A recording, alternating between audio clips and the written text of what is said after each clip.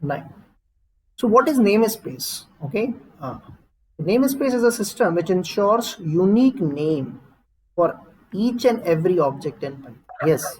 For example, if you have a two students, if you have we have a suppose two students in a class having same name, so definitely we will maintain some uniqueness. हम उनके बीच में एक uniqueness maintain करते हैं so that कि we can identify them. For example, let's talk about there are two students who are studying in class 10th A and 10th B. Okay, and their names are same. Let's see, their names are Saif, right? So it is difficult for us to, if I'm going to call or if I'm going to summon them through names, कि भाई सैफ तुम इधर आ जाओ, तो problem is that कि both the students will be confused कि हम किसको बुला रहे हैं, 10th A वाले स्टूडेंट को बुला रहे हैं या 10th B वाले स्टूडेंट को बुला रहे हैं, both are sitting together. So in the same way, whenever you are using same variable with same name, then it is your namespace which maintains uniqueness. जैसे एक फोल्डर में हम एक ही नाम की दो फाइलें एक ही जैसी क्रिएट नहीं कर सकते. You could not create two files of MS Word in a same folder. क्यों? क्योंकि the name conflict will be take place. Either one will override the other, right? In the same way, जब हम किसी भी चीज को use करते हैं अपने प्रोग्रामिंग में, कोई भी वेरिएबल यूज करते हैं, कोई भी फंक्शन यूज करते हैं, तो उसमें भी एक नेम स्पेस का कॉन्सेप्ट चलता है. Python uses this system to maintain uniqueness. और ये क्यों यूज करता है? So that it could prevent duplicacy of the names. Okay ना, तो जो नेम कॉन्फ्लिक्ट में डुप्लीकेसी हो रही है उसको प्रिवेंट करने के लिए नेम स्पेसेस यूज होते हैं. अब जैसे मैं किसी स्टूडेंट से बोलता हूँ जो 10th A में पढ़ता है और 10th B में, जिनके नाम सेम है, तो मैं उन्हें उनके नाम के साथ साथ उनकी क्लास का नाम भी मैं वहां पर ऐड करूंगा डेफिनेटली. ये Saif of 10th A please come here और Saif of 10th B please come here, like that. So this is what, ये जो हमने 10th A और 10th B ऐड किया है, this is behaving as a name space. तो जब भी सिस्टम में हम कोई नेम असाइन करते हैं, जब भी हम पाइथन में कोई हम वर्ड आइडेंटिफायर क्रिएट करते हैं, तो वो आइडेंटिफायर बेसिकली पाइथन उसको चेक करता है कि इसका नाम क्या है और ये किस नेम स्पेस में क्रिएट है. ओके ना, it implies that means name space implies that what the name user wants to access and in which name space. किस नेम स्पेस में, किस स्पेस में, मतलब किस स्कोप में, whether it is a built in scope, whether it is a local scope, whether it is a global scope. तो उसी point of view से, नेम स्पेस के पॉइंट ऑफ व्यू से, there are 4 types of name spaces and these are synonymously used as a scope. So namespace and scopes are synonymously used. Okay, जब भी हम बात करते हैं वेरिएबल्स की, तो हम स्कोप्स के पॉइंट ऑफ व्यू में बात करते हैं, वो चीज स्कोप कही जाएगी. लेकिन जब हम जनरली बात करेंगे उसके एक्सेस रेंज की, तो वो कही जाएगी नेम स्पेस. ओके, सिंपल सा स्टोरी है. What is name space? One line answer, it is used to ensure the uniqueness among all the objects or all the variables or all the identifiers in a Python. आप जितने भी variables use कर सकते हैं, वो जो use करते हैं वो सब क्या है, पाइथन में हर एक चीज एक ऑब्जेक्ट है. तो जब भी आप कोई नाम देते हैं तो पाइथन डिसाइड करता है कि कहीं ये नाम डुप्लीकेट तो नहीं है. ये नाम यूनिकनेस की मेंटेन करने के लिए वो डिसाइड करता है कि किस स्कोप में ये बना है, उसके हिसाब से उसे यूज करता है. So it prevents duplicacy. These are the two major points of the namespaces. जो मैंने आपको एग्जाम्पल दिया कि सैफ नाम का स्टूडेंट जो कि 2 हैं और वो 2 अलग अलग क्लासेस में, जब वो साथ बैठे होंगे तो हम उन्हें सैफ कह के नहीं बुला सकते. हमको साथ में एक उसको यूनिकली आइडेंटिफाई करने के लिए उनकी क्लासेस को भी रेफर करना पड़ेगा, right? This is what the name space is. So this is the name space. Now basically name space is of 4 types. जैसे आपने स्कोप पढ़ा है, सो बेसिकली मैंने बोला कि वही नेम स्पेस है, और जब हम इसे किसी वेरिएबल के बारे में बात करेंगे तो ये स्कोप बनेगा, राइट? तो name space is of 4 types: local, enclosed, global and built in, और व्हाटसोएवर यू से. तो बिल्ट इन नेम स्पेस क्या होता है? जब भी आप पाइथन का एडिटर ओपन करेंगे, कोई भी एडिटर ओपन करेंगे पाइथन का, built in name space will be automatically created. और आप जैसे ही उसमें कोई वेरिएबल क्रिएट करेंगे, यानी वो वेरिएबल ग्लोबल लेवल पे कंसिडर होगा और वो एक ग्लोबल नेम स्पेस क्रिएट कर देगा. यानी अब उस वेरिएबल का स्कोप क्या होगा? अब देखो, हम वेरिएबल बोल रहे हैं तो स्कोप बोल रहे हैं. उस वेरिएबल का scope will be up to the entire program. ठीक है। हाँ, उसी के साथ साथ वो लोकल भी आ सकता है, एनक्लोज भी। एनक्लोज हमेशा नहीं होता, पर लोकल हमेशा होता है। लोकल स्कोप, अगर हमने कोई फंक्शन बनाया तो फिर पक्का वहां पर लोकल स्कोप क्रिएट होगा, और उसमें अगर हमने वैल्यू असाइन कर दी तो लोकल स्कोप बनता है। तो लोकल स्कोप या लोकल नेम स्पेस कब क्रिएट होता है? जब हम कोई फंक्शन डिफाइन करके उसमें वेरिएबल क्रिएट करते हैं। और मैं सब चीजें डिमॉन्स्ट्रेट करूंगा यहाँ पर with proper slides and proper diagrams. Okay, so ये मैंने वो पॉइंट्स लिखे हैं which I was explaining to you कि when we open a Python idle or Python editor, built-in namespace is automatically or already been present in advance. Yes, ध्यान रखो, ये वो एक नेम स्पेस है जो ऑटोमेटिकली क्रिएट होता है, जिसे हम dir करके चेक कर सकते हैं। dir आप रन कराओ, आपको पता चल जाएगा बिल्ट-इन मॉड्यूल जो है वो ऐड हो जाएगा। ओके, हाँ, अब ये क्या लिखा है? पॉइंट नंबर 2, नेम स्पेस के बारे में पढ़ रहे हैं। तो ग्लोबल नेम स्पेस सर कैसे क्रिएट होता है? When you create a module, whenever we create a user defined module। अब ये मॉड्यूल क्या चीज होती है?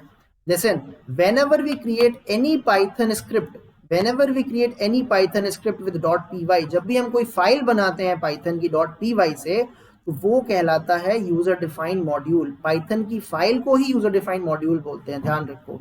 मॉड्यूल कोई अलग से चीज नहीं होती। Module is a collection of functions, objects, classes and other things. So इसी को हम, लेकिन अभी हम फिलहाल हमारे सिलेबस में क्लासेस नहीं है और ऑब्जेक्ट्स हम ऐसे कुछ खास नहीं पढ़ रहे हैं, क्लासेस एंड इट्स ऑब्जेक्ट्स। तो जो भी हम प्रोग्राम अपनी पाइथन की .py फाइल में बनाते हैं, वो प्रोग्राम फाइल जो है वो ही मॉड्यूल है, और वो हमने क्रिएट किया है, that's why it is called user defined module. और उसमें अगर हम कोई वेरिएबल क्रिएट करते हैं टॉप लेवल पर, तो वो क्या कहलाता है? ग्लोबल वेरिएबल कहलाता है। और उसका जो नेम स्पेस है वो क्या कहलाएगा? ग्लोबल नेम स्पेस या ग्लोबल स्कोप कहलाएगा, which I have already cleared in our previous lecture, और जो कि ऑलरेडी पढ़ा हुआ है लिंक पर, ठीक है, दैट यू कैन चेक। अच्छा, थर्ड पॉइंट क्या है? When we define a function then a local name space is created. Now up to this point किसी को कोई पॉइंट ऐसा है जो समझ में नहीं आया तो प्लीज पूछो। अभी मैंने सिर्फ ये एक्सप्लेन किया कि बिल्ट इन नेम स्पेस कैसे बनता है, ग्लोबल नेम स्पेस कैसे बनता है, और लोकल नेम स्पेस कैसे बनता है, और ये मैं आपको यहाँ पर दिखाने वाला हूँ कैसे करेंगे। जस्ट 1 मिनट जॉब, ठीक है। This is my file and here I am creating a one new file, ठीक है। हमने यहाँ पर एक फाइल बनाई, ये देखो आप, ये मैंने यहाँ पर एक फाइल बना के रखी है वेरिएबल, ठीक है, वेरिएबल 50। और मैंने यहाँ पर वेरिएबल 50 बनाया, या मैंने इस फाइल में कुछ नहीं लिखा, फॉर एग्जाम्पल कुछ नहीं लिखा, कंट्रोल एक्स कर दो आप, लेकिन आप सिर्फ इसमें क्या लगाओ? प्रिंट। आप इसमें कुछ मत लिखो, आप इसमें सिर्फ लिखो dir, सिर्फ dir, ओके ना। It will list out all the objects of the current name space. So just you see this and I will run it. See, it is showing me built ins. तो इसने मुझे built in name space और built in scope उसने मुझे बता दिया, वो module भी आ गया, और इसके अंदर वो सारी चीजें जो जरूरी हैं वो सब कुछ पड़ी हुई हैं, ठीक है। कैसे पड़ी हैं आपको पता है, मैं आपको बता चुका हूँ। dir ऑफ क्या लिखना पड़ता है? बिल्ट-इन्स। ये सब मैं कई दिनों से आपको बता रहा हूँ, कोई नई चीज नहीं है, right. See, these many variables and objects are created. This has already been to you. You are using throughout the whole program. तो ये सारे variables और ये सारे objects, ये सारे functions आपके पास accessible हैं that you can use. लेकिन अब मैं आपको क्या बता रहा हूँ, आप ये notice करो। Now you see, I am creating a variable 50. So this is what? ये जो मैंने अभी ये फाइल बनाई है, the name of the file is a test namespace.py। तो मेरा एक मॉड्यूल क्रिएट हो गया, मेरे मॉड्यूल का नाम क्या है? Test name space. और आप एक बात और अच्छी तरह क्लियर कर लो, whenever you create any module, whenever you create any file, तो एक नया नेम स्पेस क्रिएट होता है जिसका नाम हमारे फाइल के नाम के अकॉर्डिंग होता है, और the name of the file, name of the name space is the same as the name of the file. तो नेम टेस्ट नेम स्पेस मेरी फाइल का नाम है, तो मेरे मॉड्यूल का नाम भी, मेरे नेम स्पेस का नाम भी यही होगा, ठीक है। यानी इस नेम स्पेस पे मैंने पहला वेरिएबल क्रिएट किया var50, और मैं इसको यहाँ से कट कर ले रहा हूँ। और अब आप जाके देखो कि मेरे पास जब मैं इस dir को चलाऊंगा आफ्टर var क्रिएशन, ये मैंने वेरिएबल क्रिएट किया है 50, उसके बाद जब मैं dir चला रहा हूँ तो देखिए मुझे क्या दिखाता है, यानी मेरा एक ग्लोबल वेरिएबल क्रिएट हो जाएगा, मेरे नेम स्पेस पे वो दिखाएगा, ठीक है। Just you see this is my var and now it has been created. ये मेरा क्रिएट हो गया है, तो मेरे पास बिल्ट इन तो था ही, और मेरे पास अब ग्लोबल स्कोप में var नाम का वेरिएबल आ गया है, ठीक है, यानी ऑब्जेक्ट क्रिएट हो गया। Now further I am going further. अब मैं एक और बार जा रहा हूँ। So what I am doing is I am going to print this. मैंने फंक्शन में कुछ नहीं लिखा, I am not writing anything, but I am going to call this. अब आप देखो मैंने फिर से, यानी कि फंक्शन को डिफाइन करके यहाँ पर एक कॉल किया, तो देखो ये भी ग्लोबल फंक्शन है, because hello is also a global, it's not a nested function. ये तो ग्लोबल फंक्शन है ना, हेलो एक ऑब्जेक्ट बनेगा, जस्ट यू रन अगेन और आप देखो हेलो के बाद आप देखो, तो देखो आफ्टर हेलो, आफ्टर वेयर तो आपने देख लिया, सेकेंड कॉल देखो तो यहाँ वेयर बना हुआ है, लेकिन यहाँ देखो आफ्टर हेलो, हेलो के बाद क्या हुआ, यहाँ पर एक चीज आपको देखो नोटिस करो, हेलो नाम का फंक्शन भी उसने क्रिएट कर दिया। इज इट क्लियर और नॉट? समझ आई ये चीज? उसने हेलो नाम का फंक्शन भी क्रिएट कर दिया। इज इट क्लियर ना? अभी सुनो, अभी एक चीज नोटिस करो, तो let's say x is equals to 30, x is equals to 30, तो x किसके स्कोप में क्रिएट होगा, हेलो के स्कोप में क्रिएट होगा, and it will be a local variable, ये क्या है, लोकल, ठीक है। सो नाउ अगर if I am going to run this particular code, तो मैं just let me close this file and run it again। तो यहाँ पर हमने एक यहाँ पर वेरिएबल क्रिएट किया है, लेकिन वो वेरिएबल क्योंकि उसके स्कोप में है तो वो नहीं दिखा रहा है। अगर हम यहाँ पर हेलो की ऊपर dir करेंगे तो शायद वो करेगा, but that's not a big issue. But ultimately हमें ये समझ में आ गया कि जब भी हम कोई वेरिएबल क्रिएट करते हैं तो वो वेरिएबल ग्लोबल वेरिएबल होगा तो ग्लोबल स्कोप बन जाएगा, अगर हम फंक्शन बनाएंगे तो लोकल स्कोप क्रिएट हो जाएगा, एंड बिल्ट इन स्कोप तो जो हमारा है वो रहता ही है, और यही नेम स्पेसेस है। Okay, so let's move on to the life time of the name spaces. Now notice this, life time of the name space ends when the scope of the objects end, यानी कि जब आपका variable का scope खत्म हो जाएगा, जब आपके फंक्शन का स्कोप खत्म हो जाएगा, तो ये जो नेम स्पेस है वो भी क्या होगा, वो खत्म हो जाएगा। उसका भी लाइफ कितनी होती है, जितनी आपके वेरिएबल की स्पेस होती है। अल्टीमेटली ये दोनों चीजें इंटरचेंजेबल हैं, ध्यान रखिए, ठीक है, इंटरचेंजेबल है, it has to be very very clear, right. So this is what the name space is. Is it clear now? यानी यही नेम स्पेस जब वेरिएबल के बारे में बात करेंगे स्कोप बन जाएगा, और ऐसे नेम स्पेस क्या है, what is name space? Name space is a system used to maintain uniqueness among the names and it is used to avoid name clashes। Name clash को हटाने के लिए कैसे काम करते हैं मैं आपको बताता हूं। आप एक एग्जांपल देखिए, जब हम यहाँ पर इंपोर्ट रैंडम लेते हैं या इंपोर्ट मैथ लेते हैं, इंपोर्ट मैथ, ठीक है, import math as M, okay, this is renaming, no problem, ये एम। अब आपको पता है मैथ के अंदर एक फैक्टोरियल फंक्शन है, लेकिन क्या हो अगर मैं अपना फैक्टोरियल फंक्शन बनाऊंगा,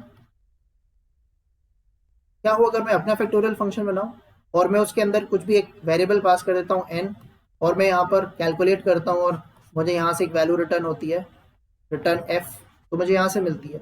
लेकिन आप मुझे बताओ कि मुझे इसको एक्सेस करना है, मैथ के अंदर की फैक्टोरियल को एक्सेस करना है, तो मैं क्या करूंगा? What I am suppose to write, what I am suppose to write, कोई बता सकता है? m dot factorial, m dot factorial या मैथ डॉट फैक्टोरियल। अगर हमने ये नहीं लिया होता तो हम मैथ लिखते, और यहाँ अगर हम 5 देंगे तो ये किसकी कॉल लगी है? ये लगी है मॉड्यूल, मैथ मॉड्यूल के अंदर जो फैक्टोरियल उसकी, क्योंकि जब भी आप किसी मॉड्यूल को इंपोर्ट करते हैं अल्टीमेटली क्या होता है, 2 नेम स्पेस होगा यहाँ पर। एक नेम स्पेस तो आपके प्रोग्राम का, ये कोडिंग जहां आप लिख रहे हैं वो नेम स्पेस है, ठीक है, आप कहाँ लिख रहे हो प्रोग्राम, लेट्स से इसका नाम है टेस्ट डॉट पी वाई, एक नेम स्पेस तो बन गया टेस्ट डॉट पी वाई का नेम स्पेस, और एक नेम स्पेस हुआ मैथ का नेम स्पेस। तो यहाँ पर हमें फैक्टोरियल फंक्शन किसका चाहिए? मैथ का अगर चाहिए तो लिखना पड़ेगा m dot factorial in bracket 5, ताकि वो क्या हो, m को एक्सेस करे। और अगर हमें अपने फंक्शन को टेस्ट डॉट पी वाई का फैक्टोरियल कॉल करना है तो उसके लिए हमें कुछ नहीं लिखना पड़ेगा, I have to directly call factorial of let's say t, so it will give me. Now ये फैक्टोरियल किसके लिए कॉल लगाएगा? क्योंकि मैंने इसमें नेम स्पेस का नाम मेंशन नहीं किया है, तो अल्टीमेटली ये कौन सा बन गया, ये मेरा वाला बन गया। लेकिन ये कौन सा बना, यहाँ क्या लिखा हुआ है, m क्या है, उस मॉड्यूल का नाम जिस मॉड्यूल का फैक्टोरियल हम यूज कर रहे हैं, तो ये मेरा तो है नहीं, ये कौन सा है, मैथ मॉड्यूल, तो ये मैथ मॉड्यूल का नेम स्पेस है। तो ध्यान रखो यहाँ पर जब भी हम किसी मॉड्यूल को इंपोर्ट करते हैं उसका एक नेम स्पेस क्रिएट होता है, and that will be also added in our memory. So यहाँ पर 2 नेम स्पेस चल रहे हैं जब भी हम इंपोर्ट से किसी चीज को इंपोर्ट करते हैं, यानी इंपोर्ट से कोई मॉड्यूल यूज करते हैं, import file name, from keyword नहीं यूज बोल रहा हूँ, इंपोर्ट से, तो क्या होता है, मेरा प्रोग्राम का नेम स्पेस अलग रहेगा और इस मैथ मॉड्यूल और इस मॉड्यूल का नेम स्पेस अलग होगा। तो अगर हमें कुछ भी इस मॉड्यूल से एक्सेस करना है, अब देखो डुप्लीकेसी हो गई, फैक्टोरियल नाम के 2 फंक्शन हो गए, एक मेरा फंक्शन और एक मैथ का फैक्टोरियल फंक्शन। तो अगर मुझे मैथ के फैक्टोरियल फंक्शन को यूज करना है तो मुझे यहाँ लिखना पड़ेगा मैथ डॉट फैक्टोरियल या m डॉट फैक्टोरियल। यूजुअली अगर मैंने ये नहीं लगाया होगा तो फिर मैं मैथ डॉट फैक्टोरियल लिखूंगा, राइट। लेकिन अगर मैं अपने प्रोग्राम, अपने नेम स्पेस यानी टेस्ट डॉट पी के अंदर बने हुए किसी फैक्टोरियल फंक्शन को यूज करना चाहता हूं तो मैं डायरेक्ट एक्सेस करूंगा फैक्टोरियल लगा के, so that will be directly accessible. तो ये है वो कॉन्सेप्ट ऑफ नेम स्पेस। कि नेम स्पेस क्यों यूज होता है, अब देखो अगर हमने यहाँ पर ये चीज ना लगाई होती, राइट, अगर हमने ये अगर हम डायरेक्ट इस चीज को हटा दें, for example what happened if I am going to remove this और सीधे फैक्टोरियल ऑफ 5 लगाएंगे तो कभी भी मैथ का फैक्टोरियल एक्सेस नहीं हो पाएगा। हालांकि it is a part of my program, लेकिन वो एक्सेस नहीं हो पाएगा क्योंकि हमने मैथ नहीं लिखा। तो वही पॉइंट है कि अगर आपको किसी पर्टिकुलर मॉड्यूल को एक्सेस करना है या किसी फंक्शन को एक्सेस करना है किसी भी पर्टिकुलर मॉड्यूल के, तो उसका नेम स्पेस का नाम लिखना पड़ता है एट द बिगिनिंग। तो this is the story of how the name space works. Point क्या है यहाँ पर, name space is created when you import a module, okay, with the name as the name of the module. तो आपने math नाम के module को import किया है इंपोर्ट कीवर्ड के थ्रू, तो फिर क्या होगा, मैथ नाम का एक नेम स्पेस बन जाएगा। तो अगर आप मैथ के अंदर के किसी फंक्शन को एक्सेस करना चाहते हैं तो आप बताओगे कि आपको क्या लिखना है। जैसे ये वही एग्जाम्पल है, मुझे सैफ नाम के स्टूडेंट को बुलाना था, 2 स्टूडेंट हैं जिनके नाम सैफ हैं और एक 10th में था और एक 10th बी में था। तो मुझे बताना पड़ा कि 10th वाला क्लास को स्पेसिफाई करना पड़ेगा किस क्लास के स्टूडेंट को मैं बुला रहा हूँ। इन द सेम वे मैं किस फैक्टोरियल को एक्सेस कर रहा हूँ, अगर मैं डिफॉल्ट में फैक्टोरियल लिखूंगा तो वो मेरे लोकल को प्रेफरेंस देगा। अदरवाइज अगर मैंने यहाँ लिख दिया मैथ डॉट फैक्टोरियल तो फिर ये फैक्टोरियल कौन सा होगा, इस नेम स्पेस का या इस मॉड्यूल का फैक्टोरियल फंक्शन चलेगा। This is the story of name space. Hope that it is clear. आगे बढ़ते हैं, अब हम स्कोप्स पे आते हैं। स्कोप सबको पता है, what is a scope, is a section of a program where a particular value is legal and accessible, right. किसी पर्टिकुलर प्रोग्राम में कोई वैल्यू कब कहाँ तक एक्सेसिबल है, कब तक एक्सेसिबल है, that is called its scope, right. Okay, and scopes are also of 4 types. You know very well. So interchangeably, namespace and scopes are used. So when somebody asks you what is namespace, sir, namespace is used to avoid name clashes or it is used to maintain uniqueness among the objects or names. ठीक है जी। And scope क्या होता है? Scope is it tells the that means the range or the area up to which a particular value is accessible and legal. तो किसी particular variable की value, देखो scope जब भी आएगा तो ऑब्जेक्ट आएगा यानी वेरिएबल आएगा या फिर फंक्शन आएगा, पर्टिकुलर वेरिएबल की वैल्यू कहाँ तक एक्सेसिबल है that you have to tell and this is called scope. और इस तरह से स्कोप 4 तरह के हैं, ठीक, that is already been talk to you. So we are moving further and this is the proper notes of the local scope and global scope. Okay, so know what is local scope. अभी local scope कहाँ defined होता है, inside the functions body। और इसका scope कब तक काम करता है, until the execution of the function. Scope is alive until the execution of the function। और ध्यान रखो जैसे ही फंक्शन का स्कोप खत्म हो जाएगा, all the variable defined inside that function's body will be destroyed, will be removed from the memory, remember, and I am going to show you how to do that. Is it clear now? यहाँ तक समझ में आ गया जो पढ़ाया है? Yes, sir. Yes, sir. Yes, sir. Once the function is over, then the scope is also died. Yes, definitely. When the scope alive है जब तक execution हो रहा है function का, when the function's execution is finished, when the execution is over, definitely the function will be terminated, scope will be terminated, all the variable will also be destroyed. Okay. Variable declared in such a scope is called a local variable. So this is the definition of the local scope. Local scope is created when the function is created or inside the function's body, and its scope is up to the function, and it will be destroyed when the function will be destroyed or terminated or its execution is over. And the variables defined here, functions defined here, are called local functions or the local variables to that particular function. Okay, so this is the example. Now what is this? Here message is a variable which is local to the greet function. So outside it, it is not accessible. That is the very important point. If you try to get the value, if I'm going to write here, print message, let's say, don't ignore about the indentation, but if I'm writing message here, then what happened? This is going to give me an error because message variable is created inside the function's body. So you can access up to here only. Outside it, it is not accessible. It will throw you an error. So that is the rule of the local scope. I hope it is clear. I'm moving to the next part. Now global scope. What is global scope? It's a top level statement. Yeah, that is the very first point. It is a top level statement and it is defined outside all the blocks. That is a very, very important point. And then it's a non-indented statement or top level statement. That is, the top level means a non-indented. It's not a part of anybody. Okay, scope is alive up to the entire program. You know very well. Inside and outside. That means very important. That means not only the outside but also inside of the function's body. Okay. Scope ends when the program ends. Yes, that means its scope is up to the entire program. That means जब program खत्म होगा तो scope भी उसका खत्म हो जाएगा. Okay, and the variable declared in such a scope is called, or variable declared here is called global variable. Now this is the example of a global variable. Now notice this. So Z is a global variable, but Y is a local variable. And if I want to access here, notice this. This is one more global variable X. So X is equals to 10. Okay. Y is equals to 20 and Z equal to 30. Inside the function's body, all will work because global not only accessible in their scope but also inside the function's body. तो वो अपने मतलब बाहर तो global का scope है, बाहर created है, बाहर तो एक्सेसिबल है, बट अंदर भी एक्सेसिबल है. It is also accessible inside. So यहाँ पर भी आपको x मिलेगा और यहाँ भी z मिल जाएगा and you will get the answer accordingly. That is, and that means it will give you 20, it will give you 10 and it will give you 30. Hopefully it is clear. Now what is enclosed scope or a non-local scope? That is the point. Enclosed scope and a non-local scope. अब ये enclosed scope कब create होता है? When the functions are nested. Yes, जब हम nested function use करते हैं तब enclosed scope create होता है. Remember, okay? And अब nested function क्या होता है? Function defined inside another function is called nested function. Function defined inside another function is called nested function. Take an example. Here this is a function outer and I am creating a variable z equal to 50. Okay, and this def is equals to inner. Yes, it is possible. We can define one function inside another function, but we have to call inside the function only.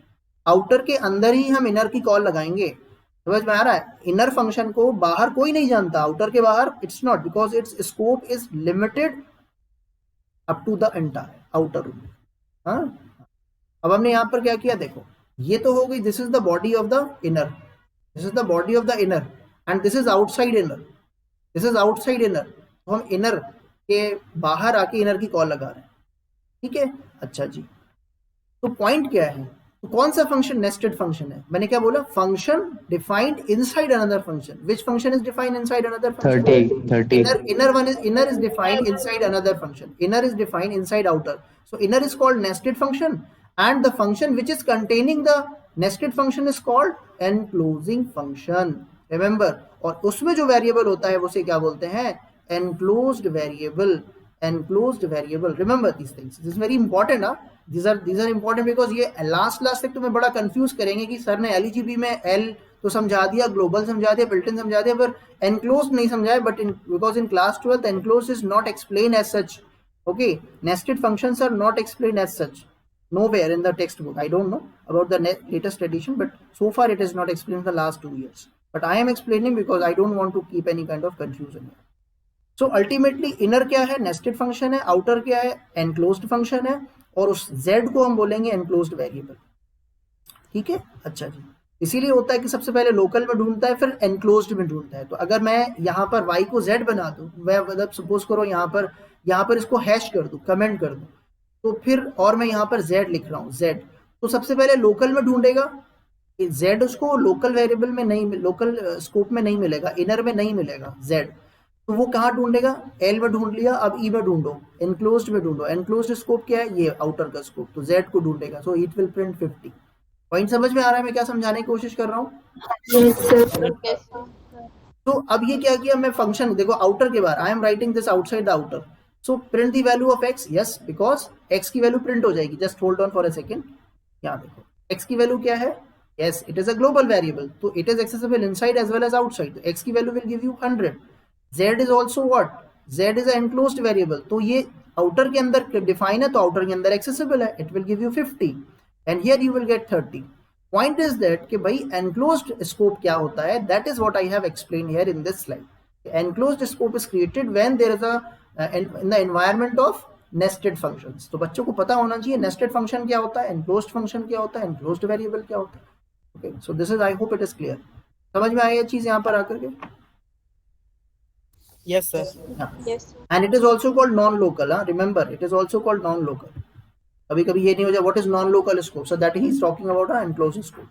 Okay, now built-in scope is quite clear to everybody that special Python scope implemented as a standard library module named built-ins, and there are two double underscores. Okay, I have just changed the color so that you can see the distinction. There are two underscores on both sides. It is implicitly imported. Yes, we do not have to import it. It is imported. I have shown you in the previous examples on output also. हाँ जी. और आपको किसी भी अगर built-ins के सारे functions को check करना तो आप क्या लिखोगे? dir built-ins, जो आपने देख लिया है, तो आपको कुछ बताने की जरूरत नहीं है. Quite clear. Now this is the scope. Now scopes are over. LEGB rule, important one in the textbook also. L stands for, now what is this? Actually LEGB rule क्या है ना, जब भी आप कोई वेरिएबल किसी फंक्शन में लिखते हो, मैंने अभी इससे पहले वाला जो कोड लिखा था उसमें y को कमेंट कर दिया था और मैं z को ढूंढ रहा था. ये क्या है? It's a variable lookup process. आप किसी भी पर्टिकुलर आइडेंटिफायर को ढूंढ रहे होते हो. वेरिएबल क्या है भाई? एक आइडेंटिफायर है. आप जब भी, और सबसे आसान होता है, मतलब आइडेंटिफायर बोलेंगे it looks difficult, but ultimately हमारा मतलब होता है फंक्शन का नाम, वेरिएबल का नाम, क्लास का नाम, ऑब्जेक्ट का नाम. This is called identifier. So what is LEGB rule? It is a identifier searching mechanism. Yes. और ये ढूंढता है कि पर्टिकुलर आइडेंटिफायर जो आप यूज कर रहे हैं ये कहाँ डिफाइन है, किस नेम स्पेस में डिफाइन है, किस स्कोप में डिफाइन है.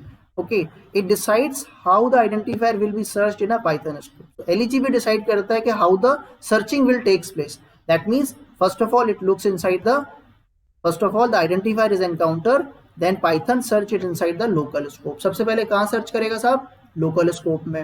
एंड इफ फाउंड हियर, अगर आपको वहां मिल गया, इट विल बी यूज्ड. वो उसको यूज कर लेगा, वो प्रिंट कर देगा. अदरवाइज वहां नहीं मिलेगा, so it will be search inside the enclosed scope if any. देखो इफ एनी लिखा, it's not always present. So अगर एनक्लोज्ड स्कोप है, नेस्टेड फंक्शन यूज किया है, then it will search inside the enclosed scope. Otherwise वहां भी नहीं मिला, so it will search inside the global scope.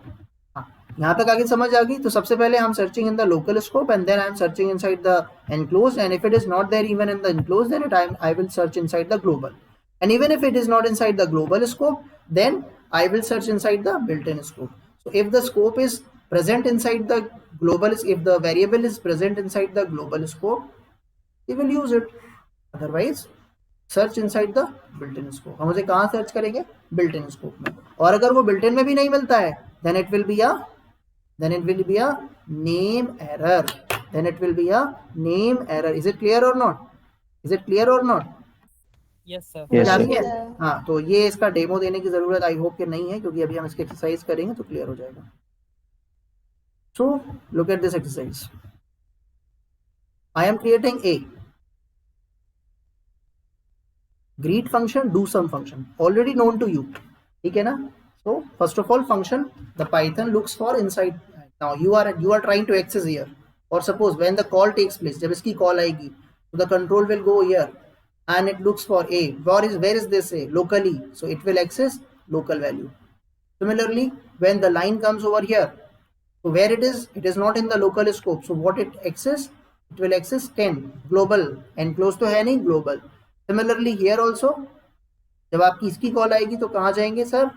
Greet पे, and I will access and get the value A. Local I am accessing, मतलब सबसे पहले मैंने कहाँ ढूंढा? लोकल में. तो मुझे लोकल में बॉय मिल गया, मैंने लोकल को प्रिंट कर दिया, राइट? लेकिन इमेजिन करिए कि अगर मैंने, और ये जब चलेगा तो क्या प्रिंट होगा? 10. Right. So this is the story.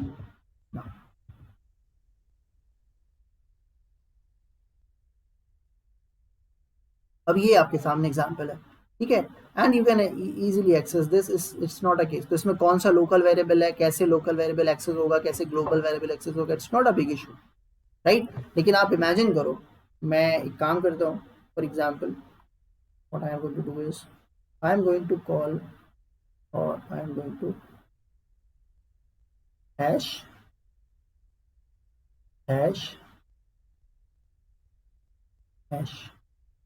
just one minute.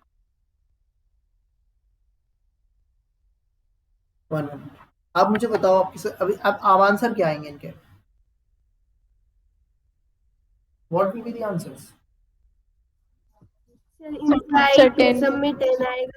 Submit 10 आएगा. सारे सब लोग 10 देंगे, राइट? बिकॉज क्योंकि लोकल में मिला नहीं तो हमने ग्लोबल ढूंढा, हमें ग्लोबल में मिल गया, हमने एक्सेस कर लिया, राइट? हाँ. लेकिन अगर मैंने यहाँ पर भी कमेंट लगा दिया होता तब क्या होता? अब क्या होगा? Name error. बिल्कुल अब नेम एरर आएगी because it is searching inside the local then global then built in no where it is finding a, ये आइडेंटिफायर कहाँ डिफाइन है, ये ऑब्जेक्ट कहाँ डिफाइन है, so it will be an error और आंसर आएगा name error. ठीक है, ये ट्रेस बैक आ जाएगी name error. Is it clear now? ठीक है, ये मैंने डिफरेंट वेरिएबल्स के थ्रू यूज किया है a b c, I think it's not required to explain more, ये हमने आपको एक्सप्लेन कर दिया था, no need to explain further, leave it. Now globals, what is this Global's?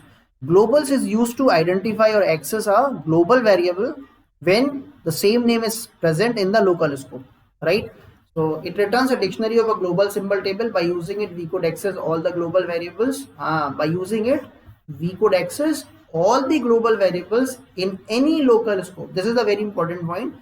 By using it, we could access all the global variables in any local scope, as well as we can modify global variables.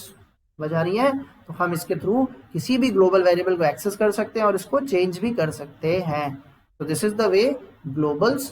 And इसका second version क्या है, जब हम ऐसे लिखेंगे तो हमें सब सारे के सारे वैल्यूज इसमें मिल जाएंगे, और अगर हमको यानी पूरी सिंबल टेबल हमें मिल जाएगी, और यहाँ पर जब हम सिर्फ हमें जिस पर्टिकुलर ग्लोबल वेरिएबल को एक्सेस करना है उसको हमको पैरेंथेसिस स्क्वायर ब्रैकेट्स के अंदर डालना है, and we can get the specific global variable.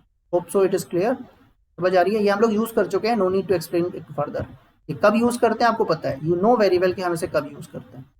ठीक है, ये हम कर चुके हैं, हम करा चुके हैं, हम आपको एक्सरसाइज पिछले वाले लेक्चर में समझा चुके हैं ना। अब ये क्वेश्चन आता है, अब आप उस क्वेश्चन को देखो जिसे मैं आपको समझाने की कोशिश कर रहा हूँ। Read this particular this statement, read this statement, what if I try to change the value of a global variable, what if I try to change the value of a global variable from inside the functions body? ये बहुत important है, और इस तरह के questions आपको board exams में भी मिलेंगे, और ऐसे भी आपको नॉर्मल जो यूटीज वगैरह होंगे और क्वार्टरलीज होंगे उसमें भी आपको मिलेंगे। You should know, look at this, what I am doing, a is equals to 30, right? It's a global variable.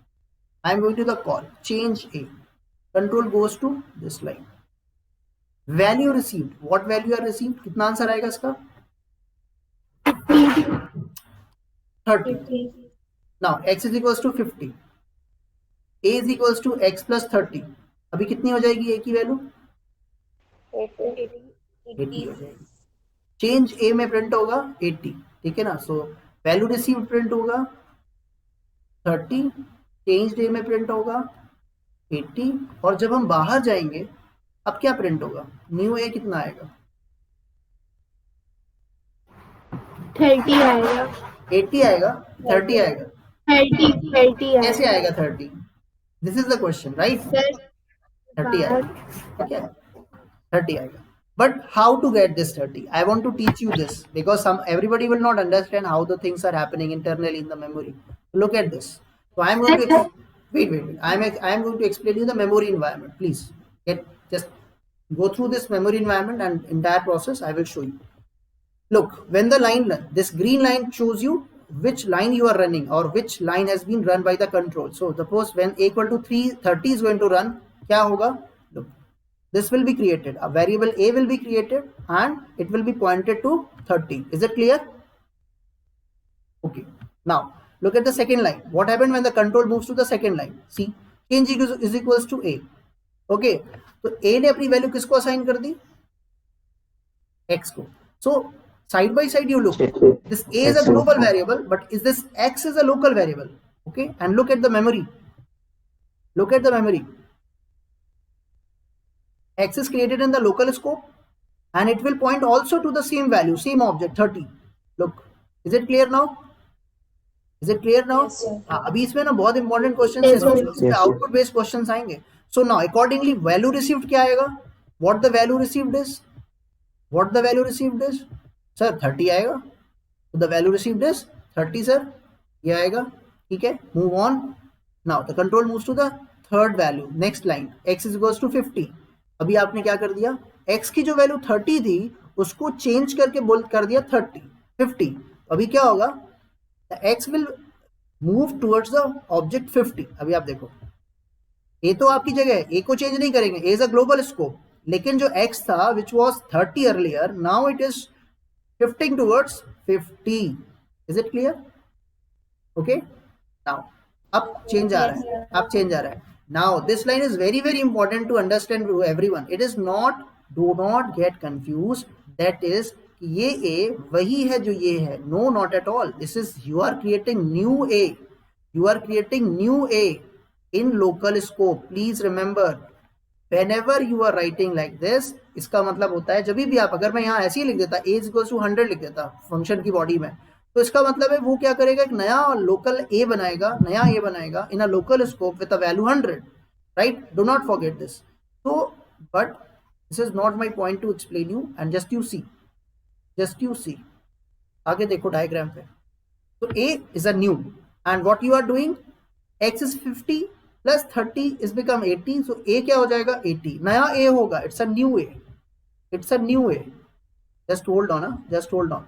Look, okay, now new a and it is 80. Is it clear now? तो जब भी आप कोई नया variable में value assign करते हैं या किसी भी वेरिएबल में वैल्यू असाइन करेंगे तो वो एक को नया बनाएगा, हर बार नया बनाएगा, ध्यान रखो. सो नाउ इट इज 80, और नाउ दैट्स व्हाई चेंज ए में जो आंसर आएगा वो ए का आएगा, ये वाला आंसर आएगा, ये वाला, इस ए का आंसर आएगा, right? That's why when you run it and you print it, it will give you कि भाई चेंज रे क्या आएगा, ए कहाँ पॉइंट कर रहा है, 80 पे पॉइंट कर रहा है. सो आउटपुट क्या आएगा, आउटपुट विल बी चेंज रे इज इक्वल्स टू 80, राइट? अब सुनो, ध्यान से सुनो, this is the last line of the function definition. When this line is terminated, then the function will be terminated. Function's execution will be over after this line.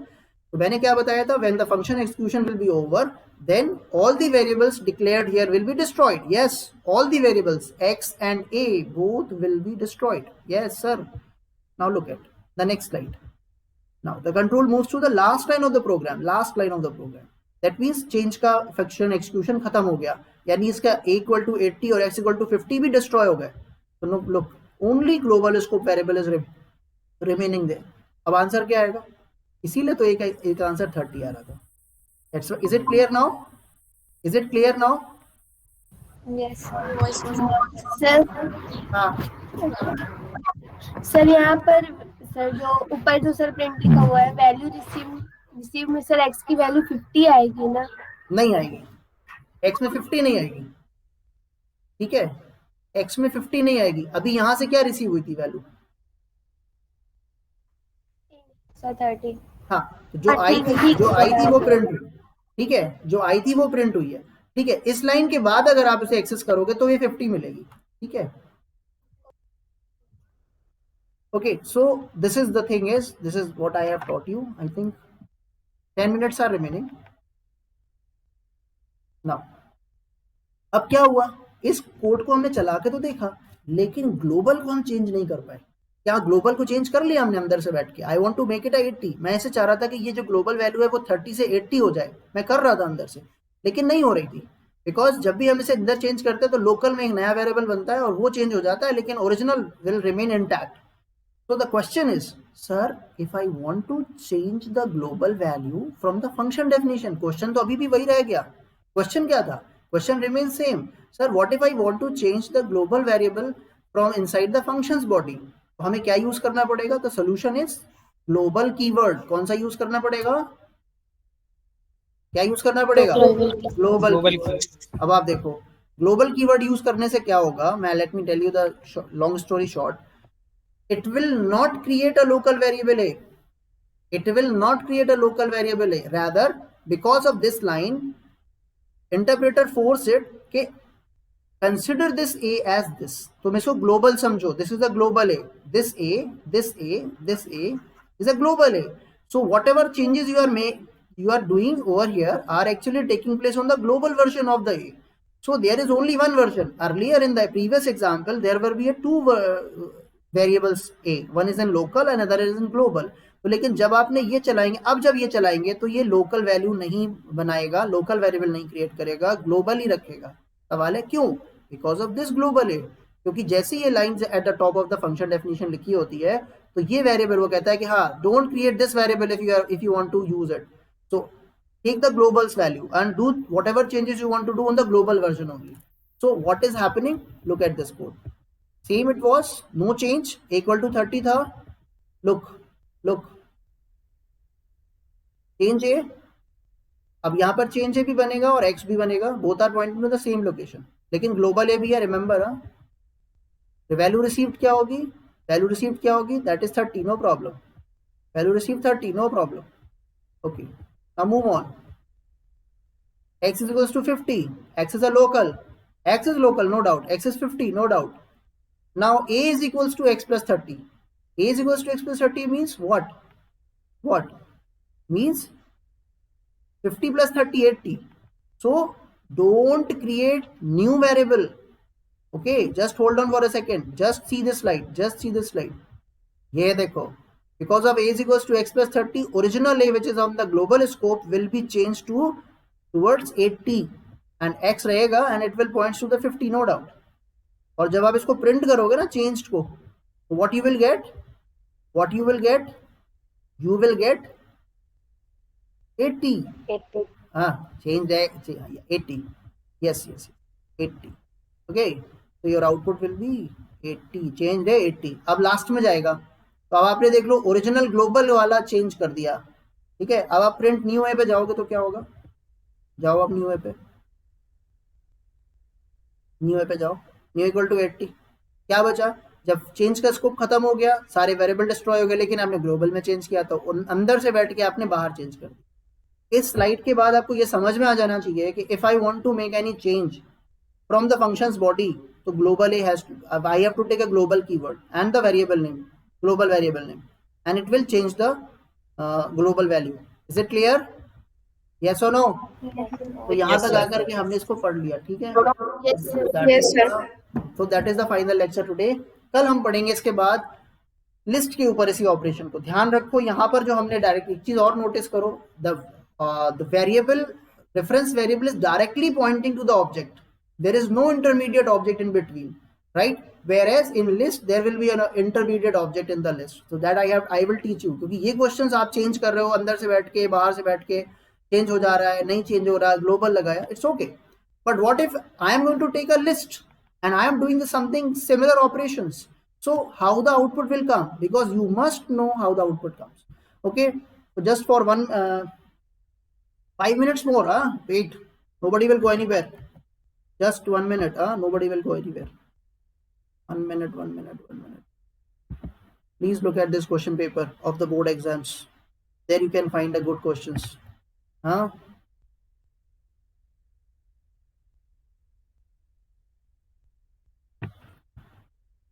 See, this is function, okay, I'm not going to give you right now, just I am focusing on parameter based questions.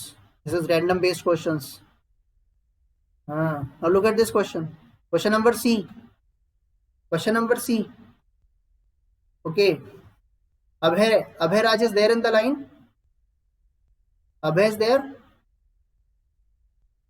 Yes, sir. Yes, sir. Abhay, please tell me the answer of this question. Identify the type of the argument m in the given below Python code from the following option. Tell me what is this type of argument? Yes, sir. So, sequential? Really? Have you studied sequential? Have I taught you sequential? No, Sir, no, sir, no, sir, no. sir, default.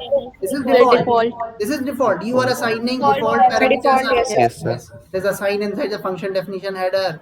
If you will not assign the value, then it will take the value of the default parameter. Okay, right? Okay. Now what is A? What is A? Not this A. इसको छोड़ो. नहीं. Leave it. 1 minute. Not this.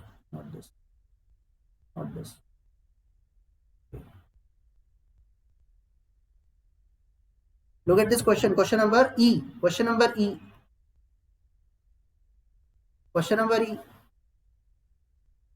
Please tell me the answer. Anjali Sahu, please let me know the answer.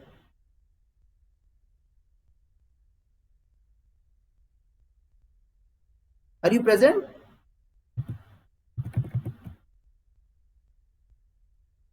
Anybody else? Neha, Yes. what is the output now? 70. You are passing only 70. Only you are passing first parameter. What is the value of the second parameter? So 100 default 100, value. So that will be 100, 70 and 100. When you add, what it becomes? 170. 170. 170. And now what you are doing here? 100 modulo 170. What is the answer now? 70, 30. 100, 1. 100, 100, 100. 100. So what it returns? Yes. 100. It returns print Sir, 100. So 100. output will be 100. Remember, this is to be very clear. And this is a board Yes, examination paper. तो okay so फार हमने आकर के ये question solve किया और इससे related कुछ question solve किए. Everybody take the screenshot of this question I am giving you. Take a screenshot and everybody will find out what is the output of this code. No excuse whatsoever. Look at this question.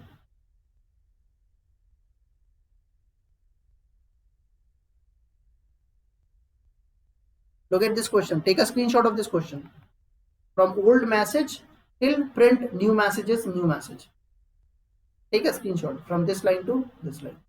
You have to find out the answer. Okay? You have to find out the output. Yes, sir. Okay. One more question. One more question and the class will be over. Take the screenshot of this question.